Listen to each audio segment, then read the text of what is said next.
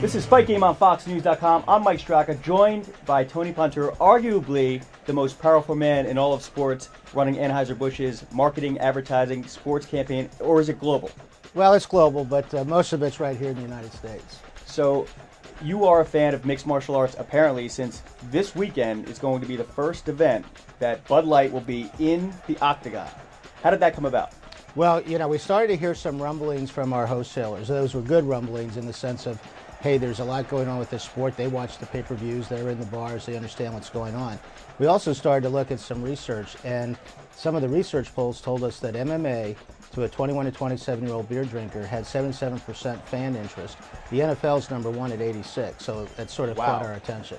77%, and NFL is 86. 86, and the avid fan, and those are the folks that start to wear the team colors and the T-shirts and everything in sports. That was 45%, and the NFL was 55%. So I mean, these numbers were very close to the NFL, and it's like, okay, there's something going on here. We got to look at this. Now, how does that compare with basketball and baseball?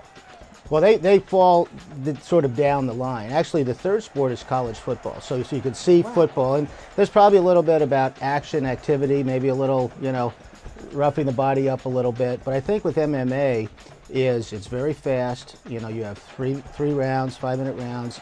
And with this generation that wants everything very quick, move on, sort of the ADD sort of media sports generation, I think this fit perfectly for them. So the marriage now is Bud Light in the octagon and also in WEC, is that correct? That's correct. World Extreme Cage Fighting has a big bout coming up June 1st, Jens Pulver versus Uriah Faber, and that is probably one of the best lightweight fights ever in the history of mixed martial arts. So that's got to be an important aspect to your marketing campaign as well, correct? Yeah, it's all important, and what we do is we do point-of-sale material, the layman's term sort of is, posters at retail, do displays where you go get your Bud Light, you'll see, UFC kind of activity. We've also signed Chuck Liddell and Anderson Silva to sort of add a little more sort of glamour to this point of sale. We can also do commercials, which we'll probably do down the road. But you're right. I mean, on Saturday night, to see that Bud Light right in the middle of the octagon, it's going to be pretty exciting for us. Very exciting. Now, Chuck Liddell made a historic appearance on Entourage. So that was really when people started paying attention to mixed martial arts. I know that I've been a fan for a long time, so the underground folks, we've known about it since like 1992. But recently, it's blown up humongous, as you said. What is the overall strategy with Bud Light and Anheuser-Busch getting into MMA? I mean, how hard of a decision or how easy of a decision was that for you to make?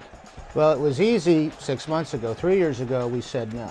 And I think what we watched, the Fertitta brothers, Frank and Lorenzo, bought it along with Dana White. Dana White, we all know, is the showman in front of all of this. And they were very careful in building discipline in the sport without taking away the excitement. They put in weight classes. They put in, you could only fight once a night, which seems pretty logical to me. Why would you do more than one fight a night? But all these things, they also had to be approved by the sports states commissions. And there's some states, including New York, that's still not approved, and they're working on that. So they started to build it with a little bit more discipline, a little bit more sensibility.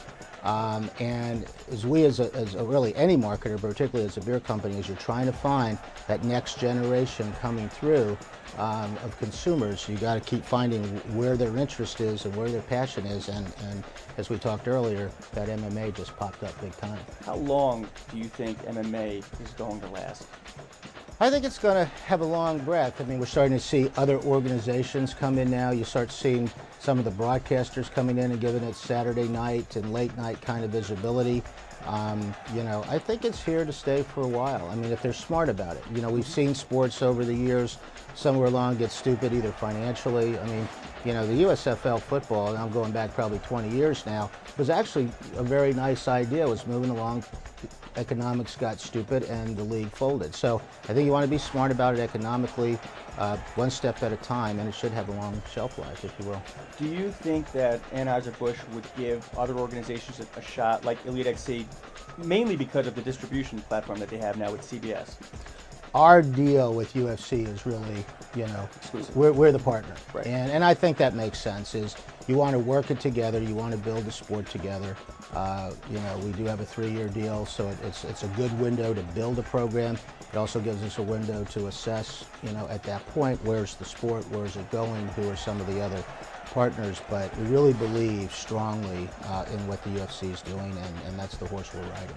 Excellent. Well, Tony Ponturo, I know you're a busy man.